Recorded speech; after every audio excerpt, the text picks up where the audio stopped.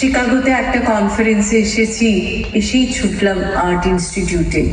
বিকেলে আমার বক্তৃতা ম্যাককর্মিক কনভেনশন সেন্টারে। হাতে কয়েক ঘন্টা সময় পেয়েছি। ভাবলাম মিছে কেন সময় নষ্ট করি, আর্ট ইনস্টিটিউটে গিয়ে আমি বিভ্রম। কি বিশাল সংগ্রহ, অপূর্ব সব চিত্র এবং ভাস্কর্য। যে মূল উদ্দেশ্যে এসেছি খোঁজ নিয়ে পৌঁছলাম স্বামী বিবেকানন্দের শিকাগো অ্যাড্রেসের স্মৃতি বিজড়িত সেই ঘরটিতে। ঢুকতেই এক অদ্ভুত রোমাঞ্চকর অনুভূতি হৃদয় আলোড়িত হয়ে উঠল। হঠাৎ চোখে ভেসে উঠল রমেশ স্কুলের সেই স্টেজ, নীল শাড়ি, দুই বিনুনি, সাদা ফিতা। মাইকের সামনে চোখ বুঝে আওড়ে চলছি স্বামীজির সেই বাণী, Education is the manifestation of the perfection already in man. কয়েক দশক আগে কয়েক হাজার ক্রোশ দূরে সুদূর উদয়পুরের স্কুল বেলার স্মৃতি চোখ ঝাপসা করে দিল। স্কুল মানে এক রাস সুখ স্মৃতি হুমড়ি খেয়ে পড়ছে। ছোট্ট দুই বিনুনি, সাদা ফিতা, বাদামি চুল। মা সকাল থেকেই ব্যস্ত।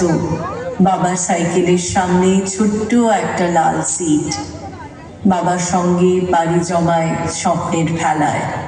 স্কুলের প্রথম দিন, ছায়া সুনিবিড় রমেশ স্কুল, বিশাল ব্যাপ্তি। দেখে ছোট্ট মেয়েটির চোখ ছানা বড়া। বর্ণময় দিনগুলোর শুরু, মনুষ্যত্বের প্রথম পাঠ। সকালে প্রেয়ার মিটিং, তারপর ক্লাস, সব শেষে আদিগন্ত মাঠে খেলাধুলা। মন ভালো করে দেওয়ার মতো পরিবেশ, শিশু মনের বিরাটত্বকে জানার প্রথম হাতে খড়ি। অসাধারণ সব শিক্ষক শিক্ষিকা, মানুষ গড়ার কারিগর। আজও রমেশ স্কুলের কথা মনে হলে মাথা নুইয়ে আসে শ্রদ্ধায়, সম্ভ্রমে। উদয়পুর রবীন্দ্র পরিষদে আঁকা, নাচ, আবৃত্তি, তীর্থে কবিতা, বৃহস্পতিবারের গানের ক্লাস। বড্ড বোঝা ছোট্ট মেয়েটি। আঁকা, আবৃত্তি, গানের শিক্ষকরা উজাড় করে দিয়েছেন। সেই নাকে শিগ্নি মাখা ছোট্ট মেয়েটি আকাশে রামধনুর রং দেখে ছবি আঁকতে বসে।